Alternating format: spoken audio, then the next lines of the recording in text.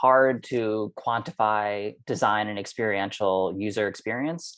So I always say like it's qualitative, and that's something that you really need to experience. And so you have to trust the designers who know what they're going through. Like I've lived at these properties, I've like interacted with people who want this housing. I'm part of the generation that they're always trying to attract. So when you invest more Sure. upfront, you get a lot more in the end, and you get a lot of the headaches get solved at the beginning. And I always tell people there are a million questions that need to be answered in a project, and you hire a designer so that they answer 900,000 of those, and you only got 100, or no, 999,000. Like it gets down to like 10 or 100 really solid questions that you need to answer as the owner. Working with Quinton, we actually shared like a time and action calendar to hold each other accountable. Like we need to hit these specific dates, these tasks. And, we were able to hold each other accountable, which is, why our relationship was so successful. These materials need to get approved by this date. And what I've learned in my experience is really trusting the designer. They understand the trends, they understand the product, and they understand the consumer. They understand the residents. A good designer, if you can find a good designer like Quinton, or there's a few ones in the industry, it's so important to trust them, right? For the developer and owner to trust them, to make those decisions and ask the right questions and own the process. Christine here with another episode of the Co-Living Code Show. You guys can find us on YouTube, Spotify, SoundCloud, and iTunes. Also would love you guys to leave a review, and a big thank you to those that already have. We appreciate it. We are the longest running show on co-living, so definitely check back on our other episodes. We are celebrating our 3-year anniversary of the show, which is really cool.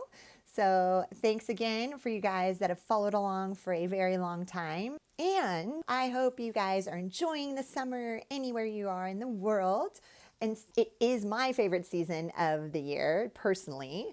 And it's really cool because now travel is becoming to be back on. I actually just got back from Italy, had an amazing time, visited Milan, the coast of Italy, Portofino, Cinque Terre, a few other cities, had a blast. So yes, travel's back on, luckily. I'm sure all of you digital nomads and co-livers are excited to start the travel again. I definitely feel like there was a ton of pent-up demand, and now everybody's starting to travel. The airport in Paris was quite crowded. Also, I just wrapped up a big consulting contract with a co-living operator. So I do have space for another one now, whether you're just launching, maybe you're already established, you need to raise capital, need a pitch deck. Those are all things that I'm happy to help with. Just reach out and I can give you all the details. Okay, so as you guys know, I love bringing on 2 people onto the show, and that's what we're doing again today. And we've actually had Abe on before. He's with ISL Furnishings, also InterSpaceLiving. You could check out his episode with his business partner Max, was last year. And then today we're actually bringing on with him Quinton Kerns, who's the founder of Bastion, which is a design company which handles the design side and partners with ISL to actually do all the design, pick out the furniture. He worked and lived at WeLive right when they launched. So he did all their design. So he was on their design team, which is really cool. And we talk about that in detail. And yeah, so let's go ahead. I'm going to read both their bios real quick, and then we'll launch into this week's episode. So Abe is one of the co-founders of InterSpaceLiving, a leading company in the student housing and co-living furniture industry. And they're a leading company which originally started in the student housing furniture industry, and they still do that. But now they actually have a different division, which is ISL Furnishings, which they focus on delivering the best-in-class unit furniture for co-living. And Abe was born and raised in Brooklyn, New York, as part of an extremely tight community. Values such as family, commitment, and loyalty were instilled in Abe from a young age. And he started the company back in 2015 with his partners Max and Jeffrey. Those very values were the building blocks to creating the foundation of the company that stands today. And that's why Abe, the culture within the company between employees and partnerships he has built over the years are more important to him than anything else. And Abe is constantly striving to make sure those relationships are growing and maintained at 100% satisfaction, whether you have a small project that's maybe just 10 units or a project that's over 1,000 units, Abe gives the same level of dedication. And Quinton Kerns is the founder of Bastion Made, a design company that helps individuals and businesses ignite the vision for their products, places, and ideas. He's an expert in the field of innovative housing design and has helped build two of the most influential and largest co-living brands across the US and Europe, which is WeLive and Quarters. With over 2,000 beds designed, built, and operational, Quinton has been a leader in co-living, both from an interior design and a brand building perspective. So let's launch into this week's episode. Okay, so this week we actually have two guests on. One of them you'll recognize, actually. It's Abe with InterSpaceLiving, ISL Furnishings. They do furnishings for a few of the big names that you guys have definitely heard of, Quarters, Star City. And then we brought on Quinton also to the show today. He's with Bastion Made. And actually, Quinton, let's start there. I'd love for you to tell the story about how you came up with that name. Sure. No, thanks for having me. And good to be here with Abe as well. So the name came from when I left Quarters last year. I wanted to start my own company, and I was talking many conversations with my former boss at Quarters, and we were, business partners thinking of the next step. And it was a German company, and I jokingly said, we need to think of a name. We need to think of a name. Which kind of sparked this line from the Neverending Story, where they had to give the childlike empress a new name. And I don't know if you know this, but in Germany, that's a major movie for the millennials of the 80s, because it was filmed in Germany. It was big in the US, and so we're all really fond of it. And I'm like, oh, it's kind of like the Neverending Story, like Bastion has to think of a name. And I'm like, wait a minute, what about Bastion? Like, that's a really cool name. I've always loved it. It's like from my childhood. But if you change the A to an O in Bastion, it becomes more of an architectural term. And so that to me really rang true. It's a protective, it's a fortification, it's built on really strong roots and foundation. And to be a bastion of something is to have, that root of it, whether it's through integrity or as representation of one particular topic or person, you are the bastion of design. And so that's what I wanted to really do. So after Bastion, my former boss was like, well, we need to add one more word to that to really, just to give a nice, well-rounded three-parter to it, but also how do we make it something just not a single name? So we're like, going back and forth. Do we want it to be a co-living company? Is it going to be living? Is it going to be housing? We're like, no, we want it to be something more than that. This is like a design company. So we landed on the term made, because made comes with intention. It's something that you have to put effort into, and it's a product of something. And because it's not just interior design, it's not just product design or branding, everything we touch, everything we do and collaborate on is made. So Bastion Made.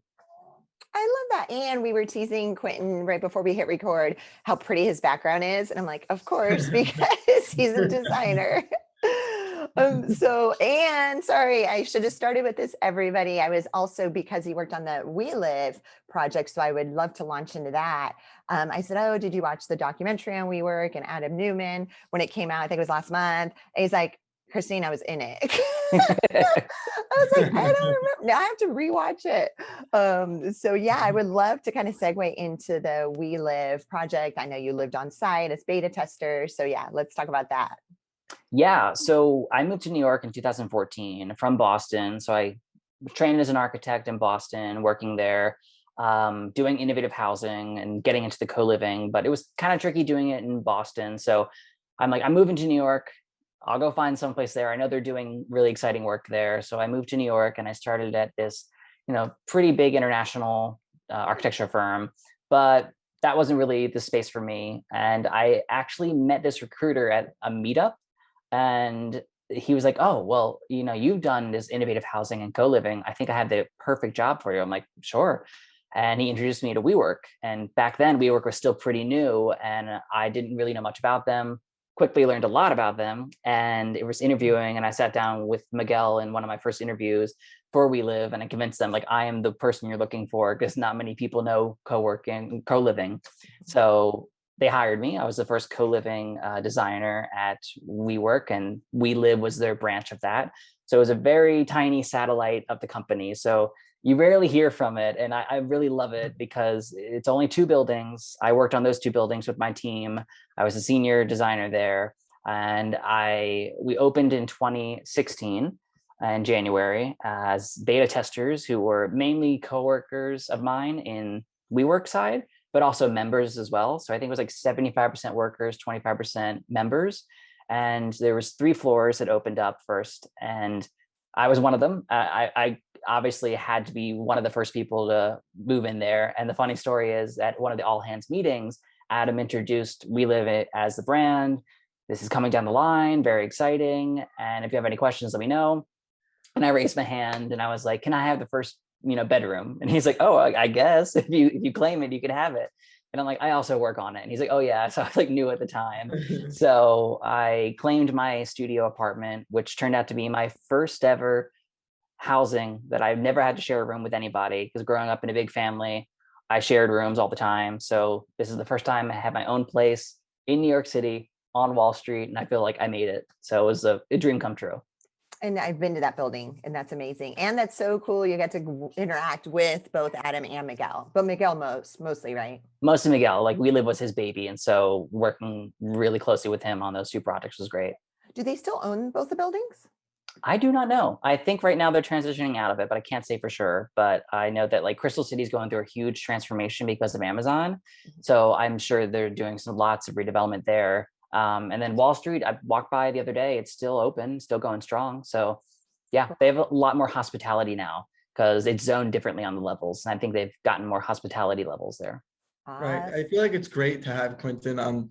He's like the best example of a co-living designer, because he's been in the space, I think the longest, right? Since inception, in the United States, when co-living came to fruition in 2016. WeLive, I think, was one of the first co-living projects to enter into the States, and then other guys started to follow them and create that concept and create the co-living industry.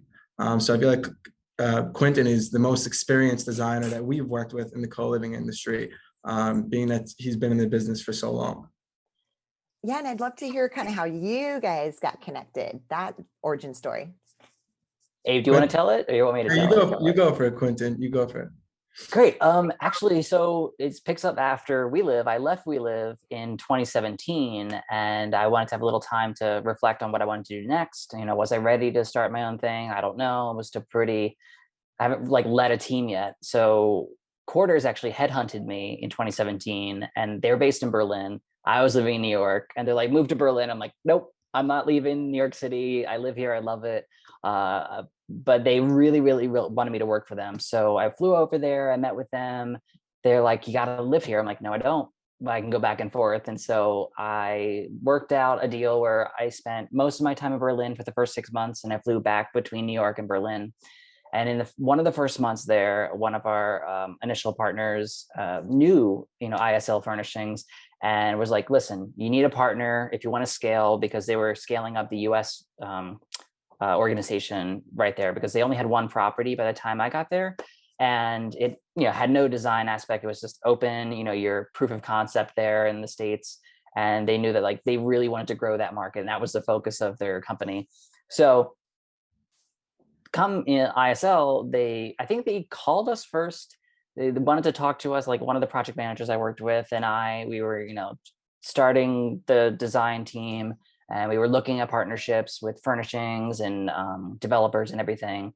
And they really piqued our interest of what they were doing. They were very, aggressive with like, we really want to work with you in a really positive way. And as a New Yorker, I'm like, okay, I can deal with this. And I like want to bring this on. And they came over like a couple of weeks later to Berlin to like get the business. And that was like sealed the deal in person, met with the CEO. And he was like, oh, these Americans really want to work with us. And I'm like, yeah, we should work with them. So he was like trusting me with the American side of things. And that's how we connected on the first of 2 projects. One of them was in Chicago. And that was a big one. That was ground up development. It was right above an industrious, so above a co-working. So you could kind of pair together really nicely. And then we had a new property in New York, in a little more isolated area in the East Village that they were doing. So in tandem, we were working on these projects, and a very quick turnaround of like a 2-month design process. and it was going to open in like maybe like 4 or 6 months later. I think Yep. we gave them a hard window, but yeah, I guess you want to talk about that and how you responded to quarters and working with me there. Yeah, I mean, it was an overall great experience working with you, and overall working with talented designers always raises the bar.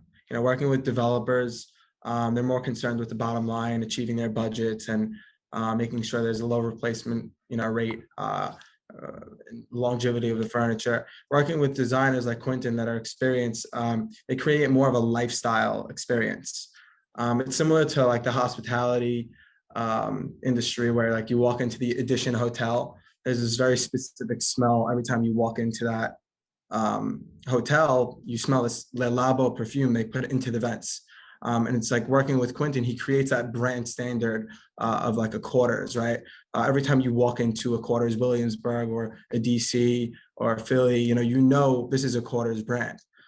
So I feel like with working with Quinton, and the experienced designers, they create a brand standard for that unit furniture that's so important. What developers really are more concerned with achieving an overall budget. Awesome. And then I was also going to ask the quantifying the values. So I get questions like when I consult with some of the operators, the big ones, they're always kind of, when they're about to kind of overtake a building or build ground up, they're trying to save money. I'm sure Quinton knows this.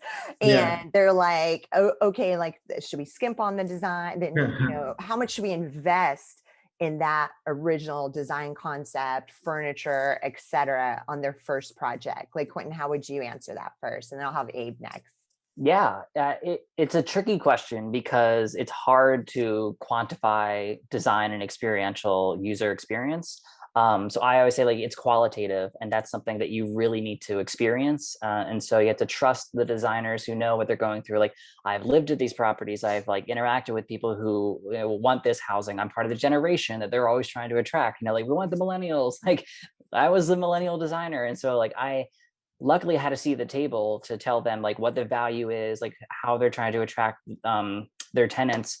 And through design, you can achieve a lot by being cautious of the materials, the time, which is the biggest factor, because when you have a designer, you can cut down on the back and forth between, vendors, suppliers, the GCs, the contractors, because as well as my colleagues, we've gone through that. We know that experience and what that value brings to the table. So those elements really stack up in the end. So you can get a product that gets you to the finish line, hopefully in a quicker time frame. It could be a little bit more depending on how much you want to invest in it, but we're there to help guide the process to get to a very successful outcome. And it really hits the bottom line for the dollar as well.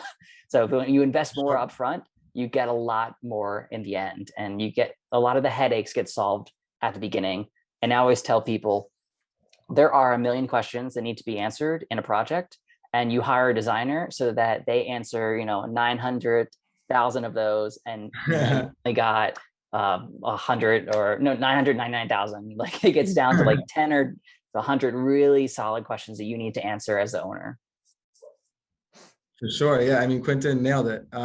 Working with Quinton, we actually shared like a time and action calendar to hold each other accountable. Like, we need to hit these specific dates, these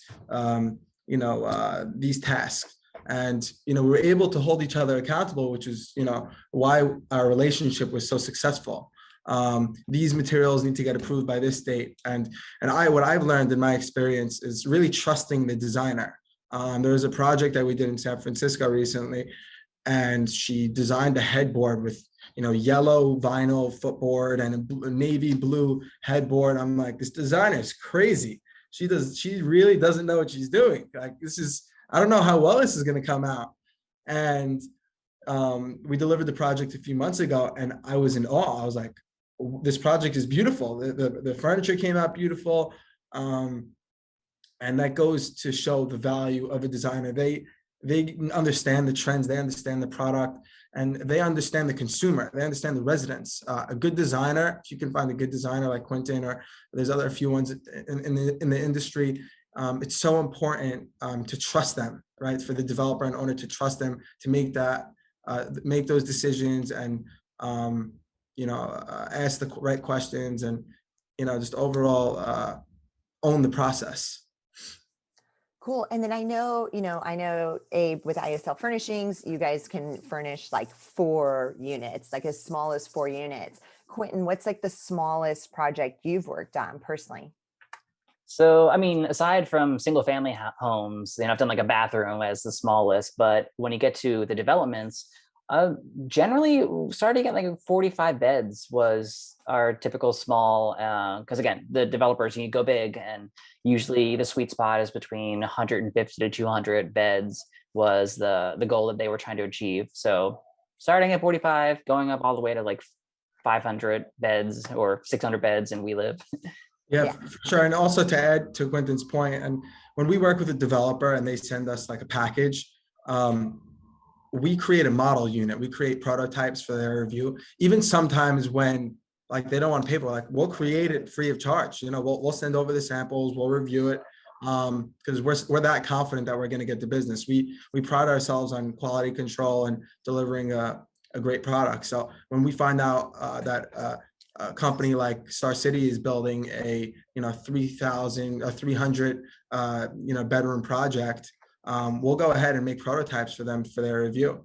And working with the designer, oh yeah, we want to integrate technology, a USB-C or a charging pad on the nightstand.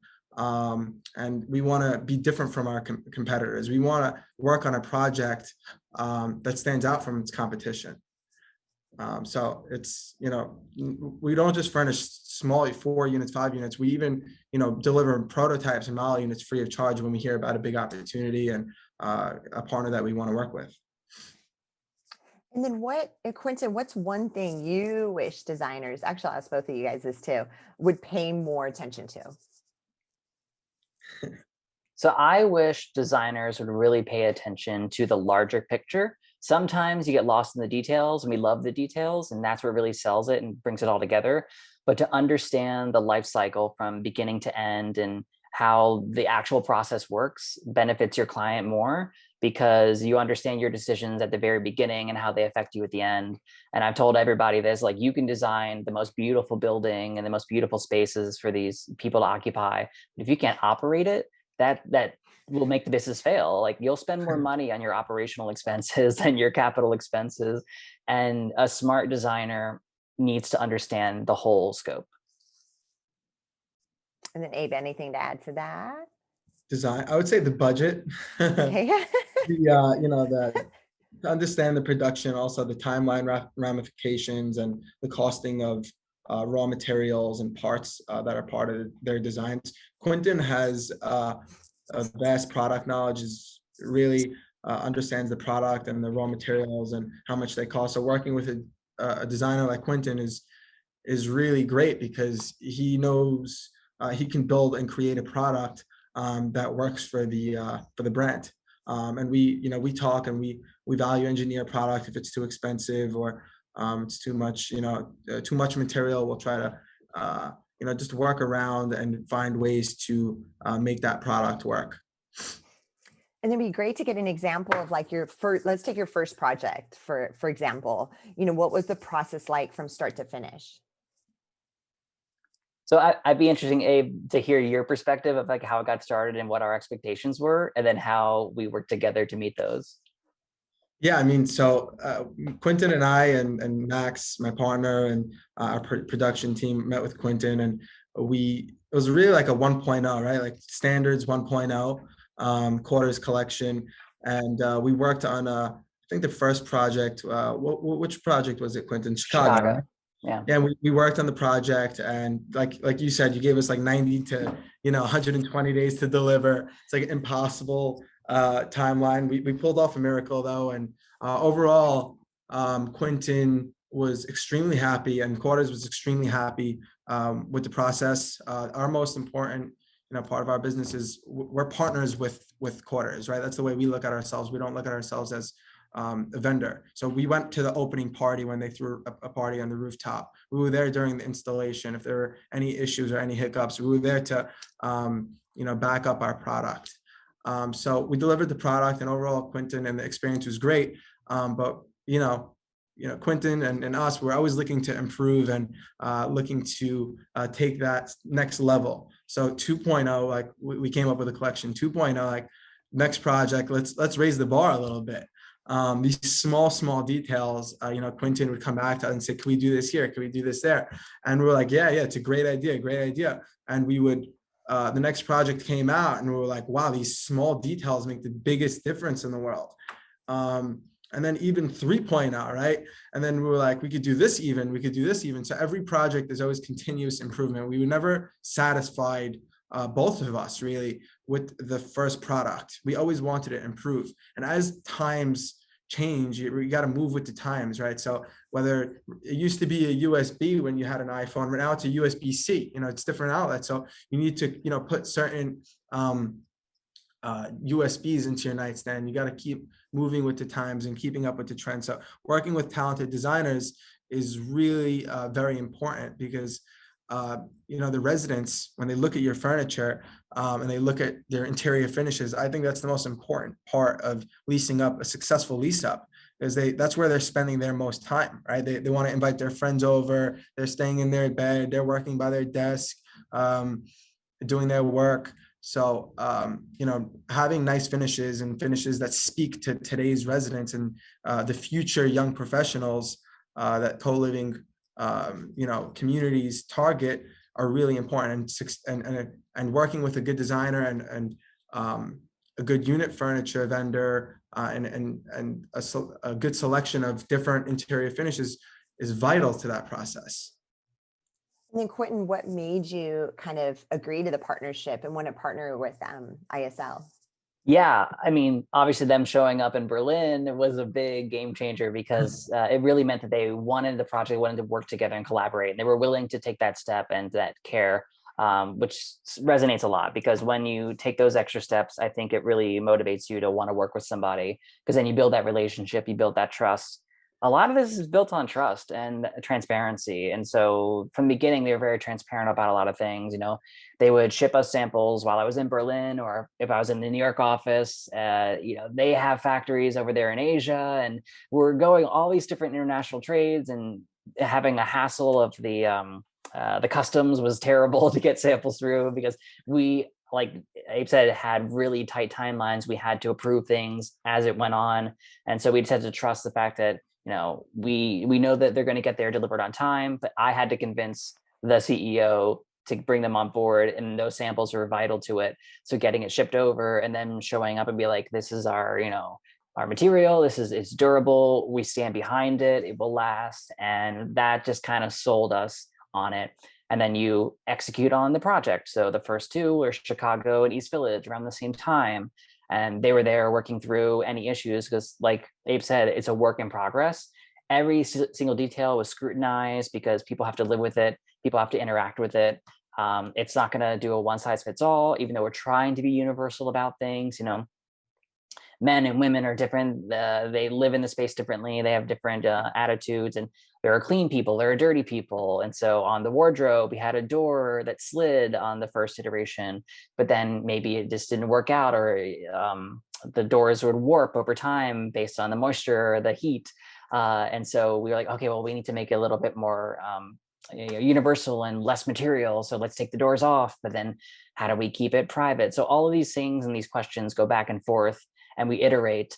And the team at ISL Furnishings was phenomenal at that. We really grew to get to know each other over the years, and we would go visit their factories over there in Vietnam. We would have sessions where we'd set up the 3.0 versions and scrutinize every detail about corners and screws, and how do we flat pack this, and how do we get it there on site, and how do we ease the assembly, because that time frame also affects the budget. So you don't want to make something super complicated that will A, need to be replaced in a month, or B, like we want to make sure that we can put this together within 20 minutes and move on to the next building, because from an ownership development standpoint, time is everything. And if you can get a floor done in a week versus 2 weeks, I mean, you just saved yourself 50% of paying for the man hours and the opening. So all of those things come together and combined with the relationship between design and production that really married us well. I think we worked on 5 projects together, so Yeah. it kept going. So Quinton, what can you tell me about co-living developers now buying residential grade furniture versus buying commercial grade furniture? And working with us, you know the difference between commercial grade furniture and residential. But what can you tell the audience, the co-living developers and owners listening today, the difference between the two? I say don't. You'll be tempted to go online and go to like Wayfair's of the world and find residential grade just to save money. You're saving money now, but you're going to spend twice, 3 times as much replacing those things. Maybe sometimes you need to get there as a model unit, like a proof of concept to get people on board. You need to get investors interested. Yeah, you need to do a quick turnarounds, and there's clever ways to do that. Designers can help you with that. But if you invest up front with quality materials, contract grade materials that will, be stain resistant, work out with, VOC and toxins, all this stuff in the quality products, you don't know what you're getting if you're getting offline furniture. And of course you have to test it. Like you need to test a mattress, you need to test a sofa, like you sit on those things. And if they're not comfortable, people are going to figure that out really quickly and they're not going to be happy. So those little things need to be tested in person. You need to go there and understand that. You need to get samples, and that really helps out. And then looking at the overall holistic approach, you need to understand the material palette and how that resonates in the unit, in the community spaces, all of that comes together. And so it's kind of hard to do that when you're looking at just images online. You need to go and see showrooms or go to factories. You have to understand that, because in the end, you're going to get a better product. You're not going to replace it as much. And people are going to be a little bit happier with the higher quality, and they're going to stay longer. And retention is the name of the game when it comes to developers. They don't want to have to keep replacing people because that's more leasing time. It doesn't look good on their occupancy numbers. So that's a business model that I think could really go far. For sure. That's such a great answer. I'll just chime in real quick because I know I'm co-living in a big residential home. Every piece of furniture we've replaced, we're just last week and replaced couches. We're trying to find another coffee table because that one started falling apart. You've got so much usage in a home with multiple people, right? And especially working from home during COVID. So there's even more usage on the appliances and the furniture. So yeah, I loved that answer, Quinton. Yeah, for sure. I mean, even like we get pictures from designers and owners and developers from hotels or something they saw in a showroom or a website. And what we do is we can take that design and we can replicate it, but change the design a bit and then beef it up, right? Beef up the metal, beef up the add more material to make that item commercial grade for their projects, giving it their long-term value. Quinton, I had one more question for you. Besides for durability and buying commercial grade furniture, what would you say the most important part about picking a project partner is when looking for when building a huge co-living project? Is you did things on a large scale, right? So you guys did stuff 200 bedrooms, 300 bedrooms. What advice would you give small developers that are building 30 bedrooms, and what advice would you give large developers that are building 300 bedrooms? Yeah, so I've tapped on this before, but it's a matter of trust. It's trust in your team that you have internally, and trust in their ability to communicate all the needs and desires to the partnerships, and trust in that partnership will deliver on everything that they're saying. So, working with ISL Furnishings over the years, they delivered on all that and it built that trust. And so it's one less thing you have to worry about in this, supply chain and growing the business, because you don't want to keep looking for new partners every single development. That's a lot of time that you're consuming, and it doesn't really bode well for investors when you're changing the game left and right. And it doesn't help to build that brand, because when we were working together, we built a brand that was specific to the company, and it actually added value and it made it unique. But it wouldn't have gotten that far unless we trusted each other, trusted your ability to meet those delivery dates, or tell us okay, hey, heads up, there's going to be a delay because there was some storm in the Pacific and the boat got derailed a little bit. but understanding that your skill sets are valuable and we trust it, and that we understand ourselves and that our companies can trust us and our clients can trust us really gets you to the finish line. Otherwise, you're just second guessing everything and you're not going to get far. Great. Awesome. Yeah, so that, I don't know if you guys had any more to add. I mean, those are definitely, this has been an amazing conversation. Quinton, I don't think we've ever had a designer on the show. I'm trying to remember. Really? We've had like over 160 episodes. Yeah, I don't think so.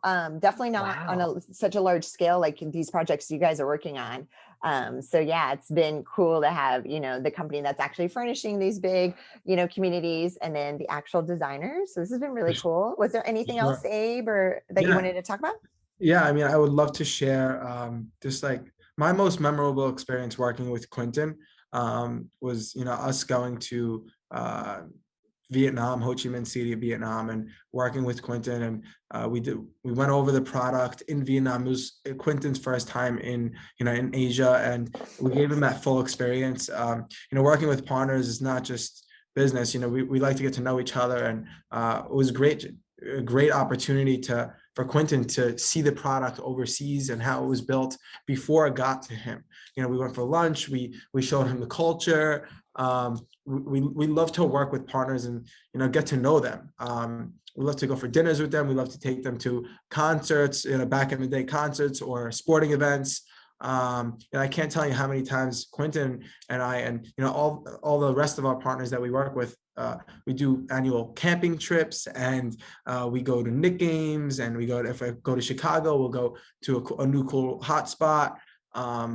So that experience, it makes, you know, our experience working with Quinton so much better. So I just wanted to add that, and yeah. No, I will just second that. I mean, having the opportunities to work internationally, I've done over my career, has been phenomenal. And getting the opportunity to go to Asia for the first time in 2019 to understand, you know, the whole process. And, you know, I understand materiality, but to see it in person, to see the development, to see the factory, to talk to people in charge on the ground was just a great experience. And, you know, we work in a very small community, actually. You know, everyone knows everybody, everyone is connected. Word of mouth, that is your reputation. Like, people recommending you, referral business, that's the way to go forward. And just like I said, it's the trust you build with people, and your competency really, you know, speaks volume when you have these projects that are successful, that are always improving, and that are looking towards what's next and how to improve. So I think it's that relationship between each other that really gets us. And that's why I'm drawn to the community aspect of co-living, is because it's built on a community, and the people who build it are also part of that community. Mm-hmm. Awesome. So we'll definitely have your contact information, Quinton, both your guys' contact info, even have a, you know, if anybody wants to reach out to you guys, have a conversation, have more questions. Really, really appreciate having both of you on the show today. Great. Thank you. Great. Thank you, Christine. We appreciate it. Always a pleasure. Same here. Thank you so much for checking out this episode. And keep in mind, we are on YouTube, Spotify, SoundCloud, and iTunes. Also, we have a link in the show notes for our 3 books on co-living. You can also find one of them on Amazon.com if you'd like the print version. And lastly, a very quick shout out to our partners over at ISL Furnishings. They bring light to your vision and already work with some of the larger companies like Star City and Quarters.